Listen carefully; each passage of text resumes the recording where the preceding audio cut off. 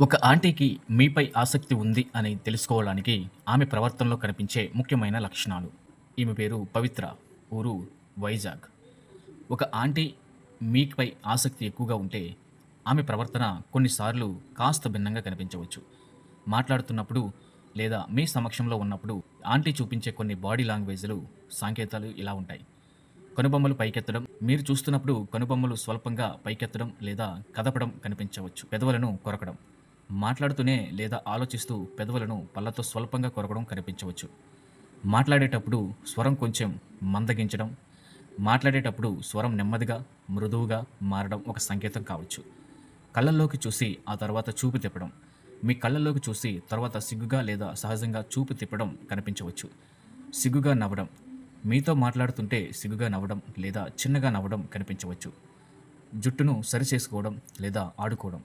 మీ సమక్షంలో పదే పదే జుట్టును సరిచేసుకోవడం లేదా జుట్టుతో ఆడుకోవడం వంటివి కనిపించవచ్చు. ఇలాంటి సహజమైన లక్షణాలు బాడీ లాంగ్వేజ్ సంకేతాలు మాత్రమే. ఆంటీ మనసులో ఏముందో ఖచ్చితంగా చెప్పలేం. ఆసక్తి తెలుసుకోవడానికి గౌరవం, మంచి సంభాషణ, పరస్పర అవగాహన చాలా ముఖ్యం. ఆంటీకి మీపై ఆసక్తి ఉంటే ఈ విధంగా లక్షణాలైతే ఉండవచ్చు. ఆంటీ ఈ తప్పులు అస్సలు చేయకూడదు. దాంపత్య జీవితంలో శాంతి, సంతోషం కోసం పాటించవలసిన కొన్ని ముఖ్యమైన విషయాలు. ఏ ఆంటీ అయినా తన భర్తను ఎక్కువ కాలం పాటు శరీర సుఖానికి దూరంగా ఉంచకూడదు. భర్తకు శారీరక సుఖాన్ని అందించడం భార్య కర్తవ్యంగా భావిస్తారు. ఒక ఆంటీ తన భర్తకు భోజనం పెట్టడానికి నిరాకరించకూడదని చెబుతారు.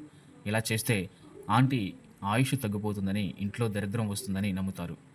ఆంటీ పూజలు, వ్రతాలు, దేవాలయ దర్శనం వంటి ద్వారక కార్యక్రమాలు చేయాలనుకున్నప్పుడు అలా చేస్తే జీవితంలో దురదృష్టం చూస్తారు. ఈ విధంగా ఆంటీ ఈ తప్పులు అనేవి అస్సలు చేయకూడదు.